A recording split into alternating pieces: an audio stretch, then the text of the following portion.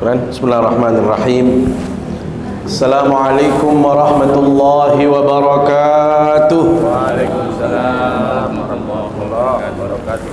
Alhamdulillahi rabbil alamin. Wa bihi nasta'inu ala umuri dunya waddin.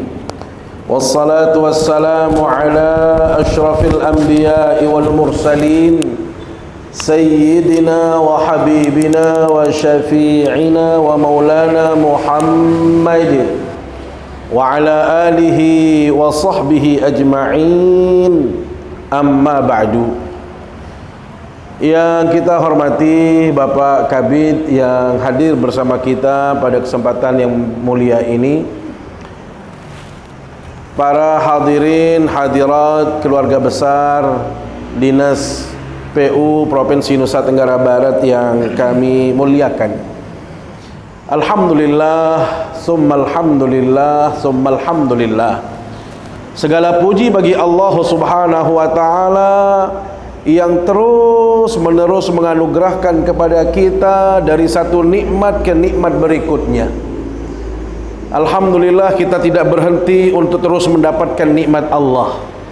Bayangkan sebelum ini kita bisa melaksanakan salat subuh. Sebelumnya juga mungkin ada di antara kita yang tahajud.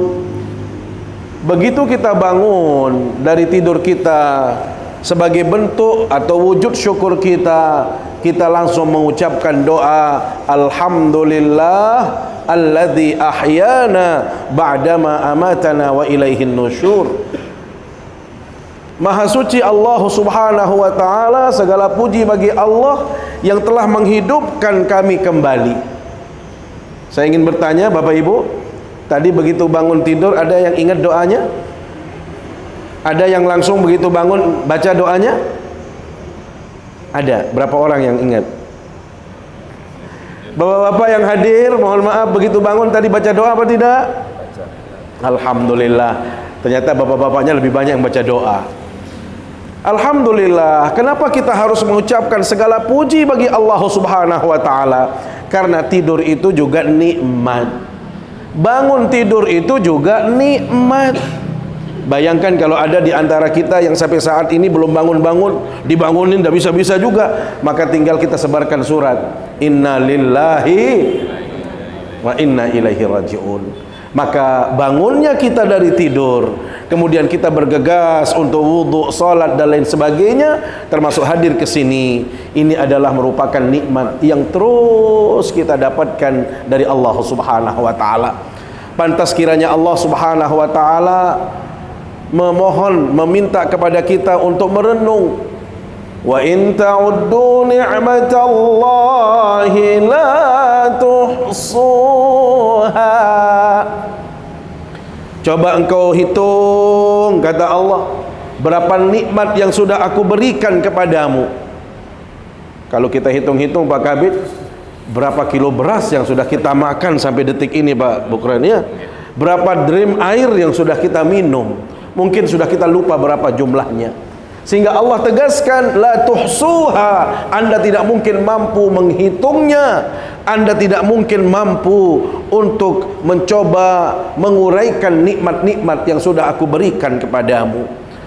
Maka mudah-mudahan kehadiran kita di majelis yang mulia ini adalah salah satu cara kita, ikhtiar kita untuk menunjukkan rasa syukur itu kepada Allah. Dan bila mana kita pandai bersyukur, maka yakin Allah akan merestui kita, Allah akan meridai kita, Allah akan memberikan pahala kepada kita. Dan yang paling penting lagi adalah Allah berkenan menambahkan nikmat-nikmat lainnya dalam kehidupan kita.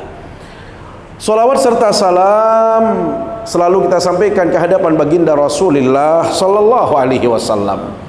Jangan sampai kita malas bersolawat, jangan sampai kita tidak pernah mengucapkan solawat. Ada yang masih ingat dari pagi tadi sampai saat ini sudah berapa kali solawat? Ada yang sudah 100? Alhamdulillah. Ibu-ibu sudah berapa coba? Ada yang sudah sampai berapa? Alhamdulillah lebih. Alhamdulillah. Masya Allah. Ini tandanya kita mencintai Rasulullah. Ini artinya kita senang dengan Rasulullah. Bahkan beliau sallallahu alaihi wasallam, Bapak Ibu, berpesan secara khusus di hari Jumat, inna min afdali ayyamikum yaumal jum'ah. Sesungguhnya hari yang paling istimewa itu adalah hari Jumat. Maka beliau tegaskan, fa aktsiru alayya minas salah, maka perbanyaklah engkau bersolawat atasku. Bapak Ibu, sekiranya di hari-hari yang lain kita banyak bertasbih, subhanallah, subhanallah. Hari-hari lain kita banyak berzikir la ilaha illallah, la ilaha illallah. Tetapi tolong hari ini perbanyaklah kita bersolawat. Walaupun boleh kita bertasbih, boleh kita bertahmid, tetapi pastikan lebih banyak kita bersolawat, karena Rasul mengkhususkan ini hari Jumat, maka perbanyaklah engkau bersolawat atas baginda Rasulullah sallallahu alaihi wasallam. Bapak Ibu hadirin yang dimuliakan Allah Subhanahu wa taala, kita harus berterima kasih. Tadi sudah kita baca surat Al-Kahfi. Bapak Ibu, surat Al-Kahfi ini adalah di antara surat-surat yang sangat dianjurkan untuk kita baca. Di luar yang lain-lain, kita boleh membaca Yasin, boleh membaca Al-Waqiah, boleh Ar-Rahman dan lain sebagainya. Tetapi khusus untuk suratul Kahfi yang tadi kita sudah baca, Rasul sallallahu alaihi wasallam sangat menekankan sekali, man qara'a suratul Kahfi lailatal jumu'ah adha'a lahu minan nur bainal jum'atain. Barang siapa yang terus menerus membaca surat Al-Kahfi, mau di malamnya maupun di harinya. Makanya misalnya kalau ibu-ibu, bapak-bapak yang masih repot sekali, ambil malamnya mungkin 2 lembar, 3 lembar, nanti lanjut pagi, terus siang, pokoknya hari Jumat, maka Allah jamin dia akan diberikan cahaya, Allah akan melindungi dia, Allah akan memelihara dia di antara 2 Jumat berikutnya. Bahkan ada dalam hadis disebutkan ma bainahu wa bainal atiq, antara dia sampai Mekah. Ya, bayangkan, berarti Ka'bah. Berarti jarak Ka'bah dari kita itu sudah berapa jam? Nih Pak Kabid yang pernah umroh misalnya, kita sampai 12-13 jam. Belum lagi kalau kita ya transit dan lain sebagainya, saking jauhnya. Apalagi kalau kita bepergian dengan jalan kaki, itu sangat jauh. Ini artinya perlindungan Allah begitu luas bila mana kita membaca surat Al-Kahfi. Hadirin yang dimuliakan Allah Subhanahu wa taala, hal yang sama di dalam surat Al-Kahfi itu berbicara tentang banyak sekali kisah-kisah. Di antaranya adalah kisah tentang pemuda yang beriman kepada Allah Subhanahu wa taala yang kita kenal dengan Ashabul Kahfi. Kemudian juga berbicara tentang orang kaya dan orang miskin. Orang kaya yang pandai bersyukur sehingga Allah menambahkan rezekinya, dan orang miskin yang mohon maaf dia tidak pandai bersyukur, maka Allah juga hilangkan nikmat-nikmat baginya. Di situ juga diriwayatkan tentang kisah Nabi Musa dengan Nabi Khidir, dan juga di penghujungnya itu ada kisah yang sangat besar juga, yaitu kisah Zulkarnain dan Ya'juj wa Ma'juj. Hadirin Allah, pada kesempatan yang berbahagia ini kita akan berbicara sedikit tentang kisah Nabi Musa dengan Nabi Khidir. Di dalam satu riwayat dijelaskan, Nabi Musa selepas beliau berceramah di hadapan kaumnya Bani Israel, salah seorang di antara mereka bertanya, wahai Nabi Musa, siapa di antara kita ini yang paling pintar? Atau siapakah orang yang paling pintar di daerah kita ini? Apa jawab Nabi Musa? Siapa dulu yang paling pintar kecuali saya? Saya yang paling pintar, mana ada orang yang lebih pintar dari saya? Bapak Ibu yang dimuliakan Allah SWT, ternyata Allah langsung menegur Nabi Musa alaihissalam. Wahai Nabi Musa, ada orang yang lebih pintar dari Anda. Siapa orang itu yang dimaksud oleh Allah? Ternyata yang dimaksud adalah Nabi Khidir. Maka disitulah Nabi Musa merasa malu sekali, merasa kecil sekali. Kenapa? Ternyata ada di antara makhluk Allah yang lebih pintar dari beliau. Ini maknanya Allah bahwasanya kita tidak boleh sombong dalam kehidupan ini. Tidak boleh kita merasa paling hebat, merasa paling pintar, merasa paling oke. Apalagi kalau dalam urusan ilmu pengetahuan. Kenapa demikian? Karena yakin bahwasanya di atas orang yang berilmu itu ada lagi orang yang berilmu, ada lagi orang yang alim. Maka disebutkan dalam Al-Quranul Karim, wa fawqa kulli dhi ilmin alim. Dan di atas orang-orang yang pintar itu ada zat yang maha pintar, yaitu Allah Subhanahu wa ta'ala. Maka disinilah pentingnya kita di dalam menjalani kehidupan ini dengan ilmu yang kita dapatkan, justru menjadikan kita menjadi semakin rendah hati, menjadi tawadhu, menjadi orang yang biasa-biasa saja. Jangan merasa ya, terkadang kita kalau sudah jadi pimpinan, ya Pak Kabid, kadang-kadang merasa paling hebat, paling oke. Padahal tidak akan ada seorang kabid kalau tidak ada bawahannya. Atau bawahannya juga begitu, belagunya luar biasa. Apalagi kalau sudah melihat teman-teman yang cleaning service misalnya, merasa dia yang paling hebat, merasa dia yang paling kaya, paling oke, paling hebat. Hati-hati, kita tidak boleh merasa lebih dari orang lain. Karena prinsipnya dalam Islam, adanya perbedaan itu justru menjadikan kita harus semakin baik satu sama lainnya. Karena bagaimanapun Islam, ya, Allah Subhanahu wa ta'ala menciptakan orang itu dengan semuanya memiliki kelebihan masing-masing. Makanya di dalam satu ungkapan ulama disebutkan, la tahtaqir man dunaka falikulli syai'in maziyah. Jangan pernah Anda meremehkan orang di bawahmu, karena sejatinya setiap orang itu punya kelebihan masing-masing. Ada kelebihan kita yang mungkin orang lain tidak miliki. Ada kelebihan orang lain yang kita juga tidak punya di situ. Hal yang sama dengan Nabi Musa dengan Khidir. Maka dari situlah Nabi Musa merasa kecil, merasa salah di hadapan Allah. Maka beliau Allah bersama asistennya yang namanya Nabi Yusha bin Nun pergi mencari tahu di mana yang namanya Nabi Khidir itu. Di situ disebutkan, wa idh qala Musa lifatahu la abrahu hatta ablughal majma'al bahrain au amdi huquba. Beliau berangkat berdua dengan asistennya sampai mengatakan, wahai Yusha, saya tidak akan berhenti mencari yang namanya Khidir. Sampai kapan? Sampai saya ketemu yang namanya Majma'al Bahrain. Karena dalam hadis disebutkan tempat tinggalnya Nabi Khidir itu adalah di dua pertemuan laut.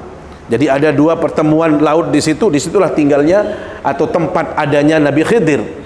Maka Nabi Musa berkomitmen akan mencari tahu terus Nabi Khidir sampai beliau berjumpa atau sampai beliau meninggalkan tempat yang sangat jauh sekalipun. Maka berangkatlah mereka berdua, Allah, sembari mereka sudah menyiapkan ala kedar untuk menjadi modal dia atau bekal dia di dalam kehidupannya. Maka dalam riwayat diperintahkan kepada mereka berdua untuk membawa ikan. Ikan itu pada dasarnya akan dijadikan lauk, Bapak Ibu, ya, yang akan mereka makan untuk santapan siangnya. Ternyata di saat mereka mencari, terus mencari, ternyata saking lelahnya Nabi Musa mencari Nabi Khidir, beliau tertidur pulas. Sementara Nabi Yusha kebingungan luar biasa. Kenapa? Karena ikan yang tadinya dia bawa untuk dia makan, itu ternyata ikan itu hidup kembali. Hidup dan bergerak sampailah dia ke laut, tepi lautan tadi. Begitu bangun Nabi Musa, Bapak Ibu, berangkatlah mereka melanjutkan perjalanan. Di tengah perjalanan Nabi Musa merasa kelaparan, maka dia minta kepada asistennya, wa idh qala Musa li fatahu atina ghada'ana laqad laqina min safarina hadza nasaba. Mana makanan yang kau bawa? Yuk kita buka dulu makanan ini. Saya sudah merasa lapar, kata beliau. Bapak Ibu, alangkah kagetnya Nabi Musa diceritakan oleh Yusha, wahai Tuhan, wahai Nabi Musa, saya ingin cerita kepadamu, ikan dan makanan yang tadinya kita persiapkan untuk kita makan, ternyata ikannya itu hidup kembali dan pergi ke pinggir laut. Begitu terkejutnya Nabi Musa. Kenapa? Karena di dalam riwayat dijelaskan di mana ikan itu turun, disitulah tempat Nabi Khidir. Maka bergegaslah mereka berdua kembali ke tempat semula yang pertama mereka istirahat. Ternyata di situ kata Allah, sudah ada seorang laki-laki yang dikenal dengan Nabi Khidir. Fawajada 'abdan min ibadina atainahu rahmatan min indina wa 'allamnahu min ladunna ilma. Maka mereka berdua menemukan orang yang dicari. Itulah laki-laki yang diberi rahmat oleh Allah Subhanahu wa taala, dan inilah orang yang diberikan ilmu langsung oleh Allah Subhanahu wa taala. Makanya ada klasifikasi ilmu Bapak Ibu. Ada yang kita kenal dengan ilmun iktisabiyun, ilmu yang memang dicari, ilmu yang dipelajari. Seperti kita saat ini itu belajar, Bapak Ibu yang sekolah itu belajar. Tetapi ada di antara ilmu itu yang dikenal dengan ilmu ladunni. Ya, ilmu ladunni ini adalah pemberian langsung dari Allah Subhanahu wa taala, dan itulah yang didapatkan oleh Nabi Khidir. Bapak Ibu yang dimuliakan Allah Subhanahu wa taala, begitu berjumpa Nabi Musa dengan Nabi Khidir, maka apa yang terjadi di antara keduanya? Nabi Musa minta kepada Nabi Khidir agar beliau bersedia mengangkatnya sebagai murid. Beliau menawarkan diri untuk siap menjadi murid Nabi Khidir, karena dia tahu bahwasanya Khidir itu lebih hebat dari dia. Maka apa kata Nabi Khidir kepada Nabi Musa? Qala innaka lan tastati'a ma'iya sabra. Yang saya khawatirkan wahai Nabi Musa, kalau Anda mau menjadi murid saya, Anda itu tidak sabaran, Anda itu nanti tidak betah dengan saya, apalagi sampai-sampai protes. Saya syaratnya untuk menjadi murid saya, kata Nabi Khidir, tidak boleh bertanya, tidak boleh protes. Apa yang terjadi kemudian? Nabi Musa mengatakan, saya siap apapun yang engkau minta wahai guru. Ini menunjukkan komitmen seorang murid dengan guru itu sangat tinggi sekali. Dan ini menunjukkan bahwasanya tadi saya katakan, ilmu itu tidak ada habisnya. Apalagi kalau dibandingkan dengan ilmu Allah, kita itu tidak seberapa yang kita dapatkan. Sehingga kita harus terus menuntut dan mencari tahu yang namanya ilmu pengetahuan. Walaupun kita sudah bekerja saat ini Bapak Ibu ya, jangan sampai kita berhenti untuk belajar. Kalau toh misalnya bukan bidangnya, tidak apa, ilmu-ilmu yang lain juga kita pelajari. Karena ilmu itulah yang akan mengangkat derajat seseorang. Ingat, di dalam satu ungkapan disebutkan, man arada dunya fa'alihi bil ilmi. Barang siapa yang menginginkan kebahagiaan dunia, maka hendaklah dia memiliki ilmu pengetahuan. Wa man aradal akhirata fa'alaihi bil ilmi. Barang siapa yang menginginkan kebahagiaan akhirat, hendaklah dia memiliki ilmu pengetahuan. Wa man aradahuma fa'alaihi bil ilmi. Barang siapa yang ingin mendapatkan kebahagiaan keduanya, maka hendaklah dia memiliki ilmu pengetahuan. Singkat cerita, hadirat Allah, jadilah keduanya itu siap menjadi guru dan murid. Maka testing pertama yang dilakukan oleh Nabi Khidir adalah mereka harus berangkat berdua, menaiki sebuah kapal. Bapak Ibu, ternyata di pelabuhan itu semua orang-orang yang ada di situ, terutama nelayan, itu sangat kenal sekali dengan Nabi Khidir. Sebaliknya Nabi Musa tidak dikenal. Ini menunjukkan orang-orang tertentu itu memang sangat dikenal. Orang alim ya, tentu di kawasan itu sangat dikenal dan dihargai sekali. Apa yang terjadi? Semua orang menarik Nabi Khidir, mempersilahkan Nabi Khidir naik ke kapalnya, seraya mereka menggratiskan Nabi Khidir. Alhamdulillah Allah, ini adalah bentuk apresiasi, ini adalah bentuk penghargaan para ulama ya, para penghargaan orang-orang terhadap ulama. Jadi di mana-mana yang namanya ulama itu dihargai luar biasa. Di mana-mana yang namanya orang alim itu pasti mencuri perhatian manusia. Makanya Imam Syafi'i di dalam satu ungkapannya mengatakan apa? Al-alimu kabirun wa in kana hadatsan. Orang alim walaupun secara fisik dia biasa-biasa, kecil, ya tidak terlalu tinggi, biasa-biasa, tetapi dia dihargai oleh orang lain. Bukan karena tampilan fisiknya, tetapi karena ilmu yang dia miliki. Bapak Ibu ingat bagaimana al-maghfurlah almarhum Bapak B.J. Habibie? Beliau itu kan kecil sekali. Di mana-mana kalau beliau pidato kayaknya harus naik sedikit itu kakinya. Ya, kenapa? Karena memang mimbar itu ya mirip-mirip dengan beliau. Kayak saya lah pendeknya. Ya, cuma saya agak lebih gemuk sedikit. Tapi apa yang terjadi? Siapa yang tidak kenal B.J. Habibie? Sampai-sampai beliau mau dibeli sama pemerintah Jerman. Ya, jadi bukan hanya sekedar pengetahuannya yang mau dibeli, tetapi orangnya pun dibeli. Bahkan sampai diberikan tempat khusus di Jerman itu. Saking apa? Pintarnya beliau dan karena ilmu itu tadi. Maka pantas Imam Syafi'i katakan, al-alimu kabirun wa in kana hadatsan. Orang yang berilmu itu dihargai, dihormati, walaupun secara fisik mungkin dia tampilannya biasa-biasa saja. Tetapi sebaliknya orang yang tidak berilmu, wal jahil saghirun wa in kana syaikha. Orang yang tidak memiliki ilmu pengetahuan, orang yang bodoh itu tidak dipandang apa-apa di tengah-tengah masyarakat, walaupun secara fisik mungkin orangnya tinggi, besar, gagah, tetapi karena dia tidak punya ilmu pengetahuan, maka dia tidak dihargai oleh masyarakat. Ini menunjukkan bahwasanya kita semua ini harus termotivasi. Paling tidak ibu-ibu, bapak-bapak, kita punya keluarga, anak-anak kita harus siapkan ilmu pengetahuan kepada mereka. Karena itu Al-Qur'anul Karim mengatakan di dalam surat Az-Zumar ayat 9, hal yastawil ladina ya'lamuna wal ladina la ya'lamun. Apakah sama orang yang berilmu dengan tidak berilmu? Bapak Ibu, tentu tidak sama. Apalagi kalau kita kaitkan dengan ilmu agama. Secara umum Bapak Ibu, ilmu itu dibagi dua.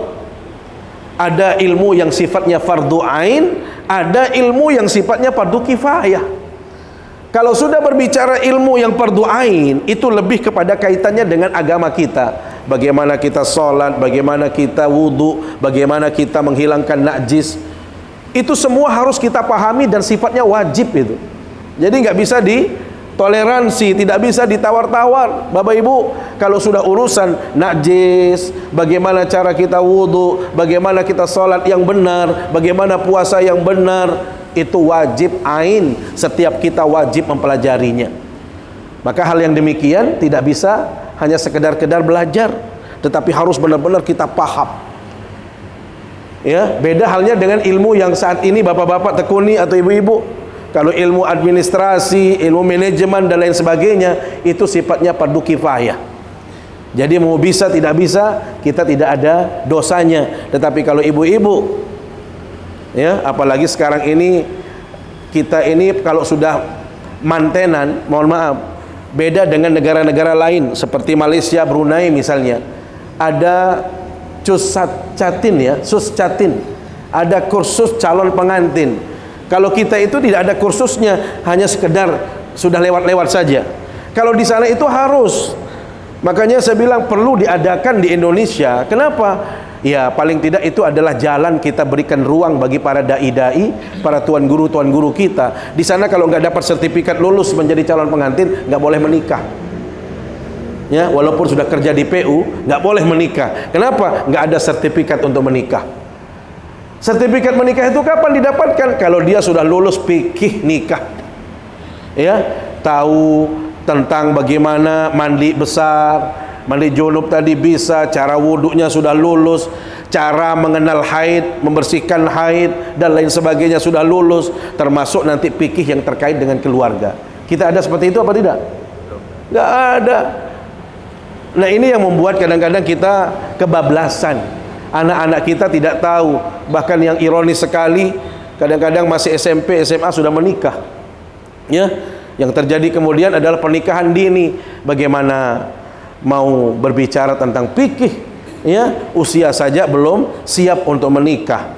Maka yang terjadi kemudian adalah tadi banyaknya perceraian, KDRT dan lain sebagainya. Nah, karena itu apapun yang kita lakukan ini Bapak Ibu harus ada ilmunya. Apalagi kalau urusan ibadah, sampai Rasul katakan orang yang berilmu, satu rakaat yang dilakukan oleh orang yang berilmu itu jauh lebih baik daripada 1000 rakaat yang dilakukan oleh orang yang tidak punya ilmu pengetahuan. Ya, ada orang yang sholat tapi dia nggak tahu yang mana yang wajib, mana yang sunnah, mana syarat, mana, kan dia nggak paham. Yang penting dia kerja. Nah itu yang tidak baik. Maka Bapak Ibu, apapun yang kita lakukan dalam hidup ini harus pakai ilmu. Ya, di dalam satu ungkapan itu disebutkan fa kullu man bi ghairi ilmin ya'malu a'maluhu mardudatun la tuqbal. Setiap orang yang melakukan ibadah Kalau dia melakukannya tanpa ilmu pengetahuan, maka dipastikan ibadah itu tertolak di hadapan Allah Subhanahu wa taala. Nah, supaya kita tidak tertolak, maka tentu kita harus memperdalam ilmunya, harus kita benar-benar pelajari supaya kita menjadi orang yang paham dan bisa melakukan itu sesuai dengan ilmu pengetahuan. Bapak Ibu, ternyata begitu sampai di pelabuhan itu, semua orang menginginkan supaya Nabi Khidir naik ke atas kapal mereka, dan itu digratisin. Ini adalah bentuk penghargaan kepada guru, ini adalah bentuk penghormatan kepada guru-guru. Makanya kita dulu ingat sekali ya Pak Kabid ya, kalau ada tuan guru, cara kita dulu, orang-orang tua kita dulu itu selalu menghargai guru, itu luar biasa. Tidak sedikit di antara orang tua kita dulu yang sekedar mempersilahkan tuan guru untuk datang sekedar makan saja, untuk mencicipi makanan. Jadi itu adalah kebanggaan. Coba bayangkan kalau Maulana Syekh datang ke rumah, itu bagaimana rasanya? Bagaimana kalau ulama-ulama datang makan saja? Makanya dulu kita kalau ada kajian di zaman-zaman kami itu, yang kita kejar itu apa? Sandalnya tuan guru. Untuk apa? Kita ambil berkah dari sandalnya tuan guru, kita bawain sandal tuan guru, kita giniin sampai kita rebutan sama teman-teman yang lain. Udah, itu sudah luar biasa kita dapat. Kalau sekarang jadi tuan guru lumayan berat. Bapak Ibu, capek kita jadi tuan guru. Sandal kita bawa yang bagus-bagus, sandal hilang. Iya, jadi kita nggak bisa juga kadang-kadang yang bagus-bagus hilang. Kalau dulu tuan guru, Masya Allah, begitu minum dikejar airnya itu, bekas tuan guru itu yang kita kejar. Atau kalau paling tidak kita minta didoakan sama tuan guru, supaya apa? Dapatlah paling tidak limpahan berkahnya. Sekarang saya milih barang menu honest senaunin ya. Nggih, jangankan bekas tuan guru, bekas istri saja nggak mau. Ini kalau saya gambarkan Bapak Ibu sedikit, kembali keluar sedikit. Kalau bicara kemesraan dalam rumah tangga, itu hanya Rasul yang paling mesra. Jangan-jangan Pak Haji Bukran juga belum pernah mencoba itu. Ini Bapak Ibu ya, saya kasih contoh. Diriwayatkan dari istri-istri beliau, saking mesranya baginda Nabi, kalau saya sedang minum, kata istri beliau, diambil gelas itu sama Rasul, masih ada sisanya. Lantas beliau minum, menempatkan bibir beliau persis bekas istrinya minum. Kalau sekarang kelihatannya mesra, kelihatannya di sini istrinya, di sini suaminya. Itu nggak mesra namanya, dia sengaja cari bukan bekas istrinya atau bukan bekas suaminya. Rasul itu tidak mau seperti itu. Jadi di mana bekas istri beliau, disitulah beliau tempelkan bibir beliau.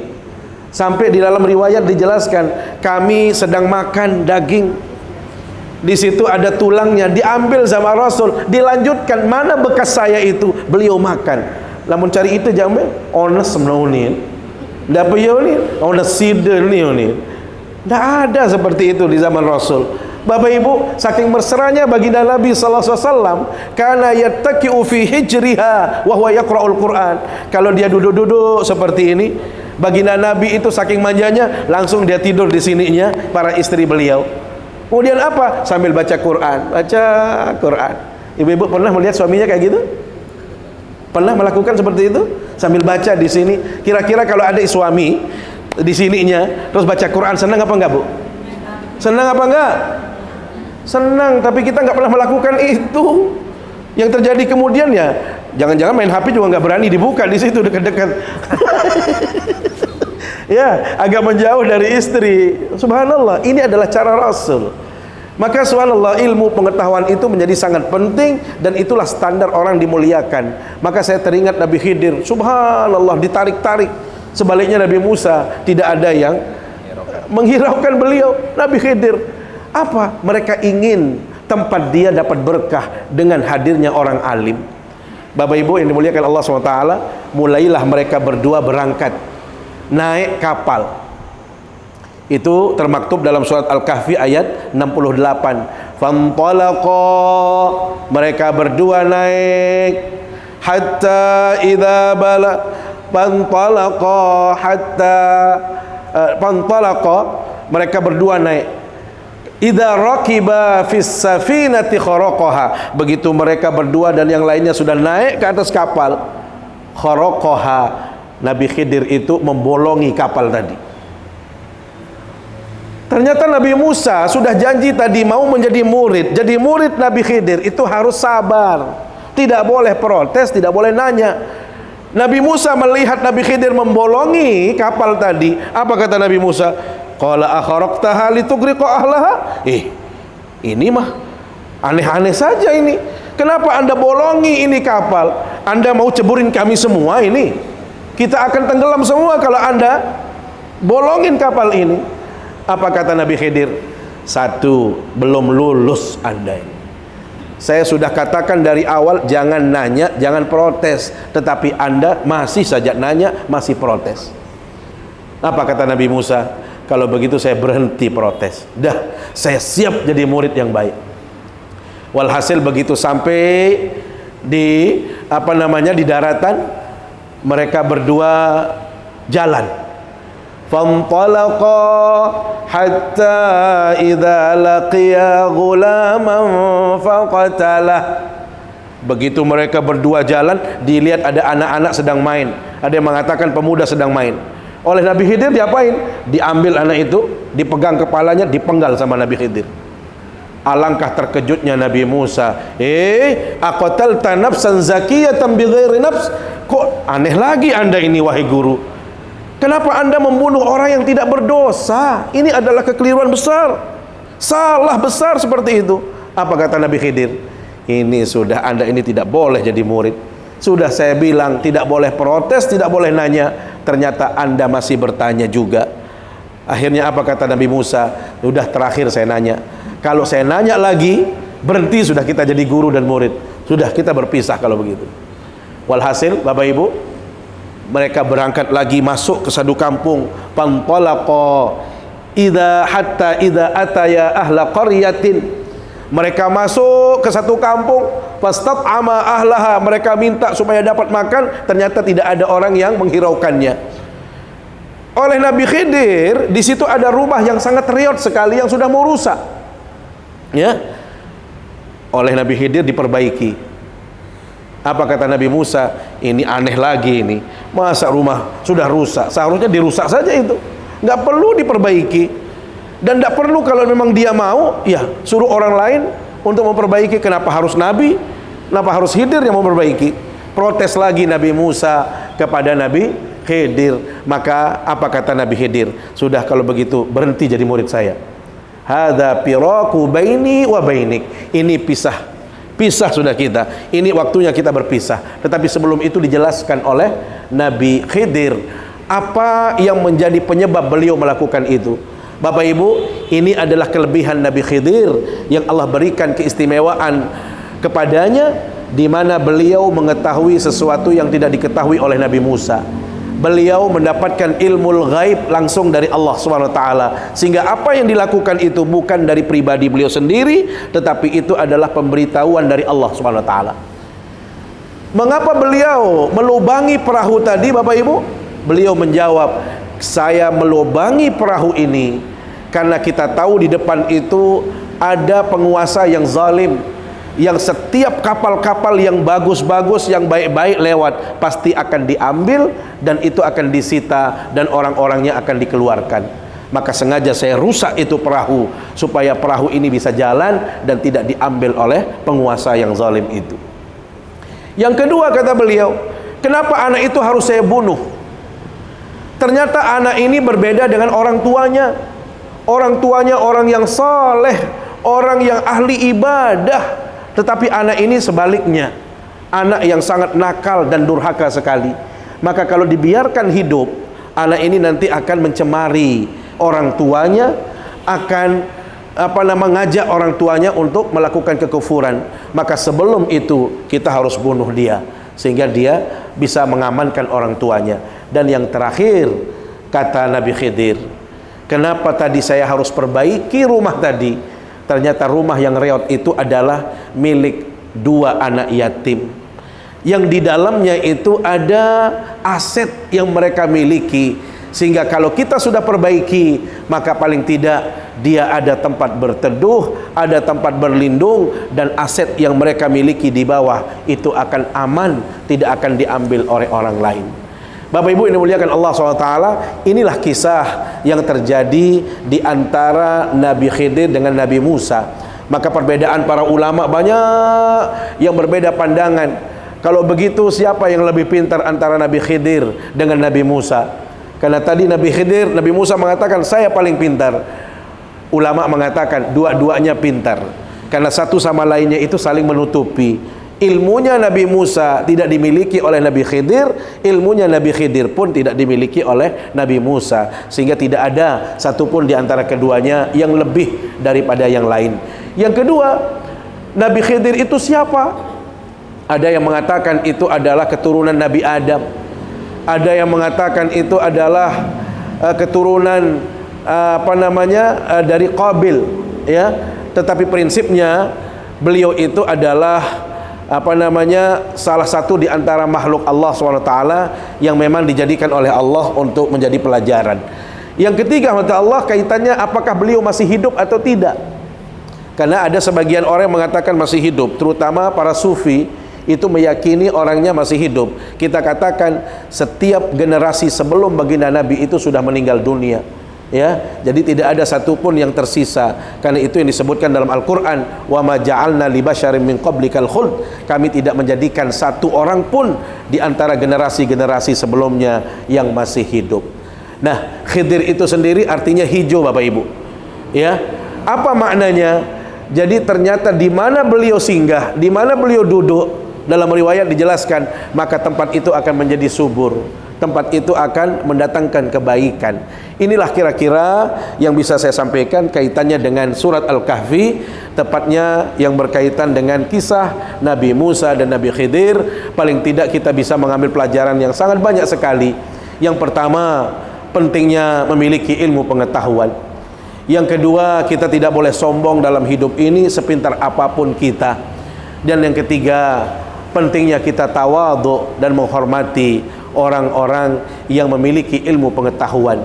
Dan yang keempat, mencari ilmu itu tidak ada batasannya. Walaupun sudah menjadi nabi sekalipun, ilmu itu harus dicari, ilmu itu tetap kita tuntut supaya kita mendapatkan kebaikan yang lebih banyak.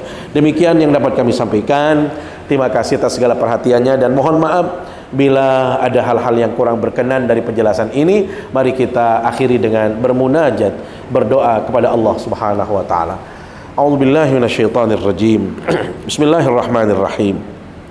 Alhamdulillahi rabbil alamin, wassalatu wassalamu ala asyrafil anbiya'i wal mursalin, sayyidina wa maulana Muhammad wa ala alihi wa sahbihi ajma'in. Allahumma ij'al jam'ana hadha jam'an mubarakan marhuma wa tafarruqana ba'da hadha tafarruqan hasanan ma'suma wa la taj'al fina wa la bainana shaqiyyan wa la mahruma.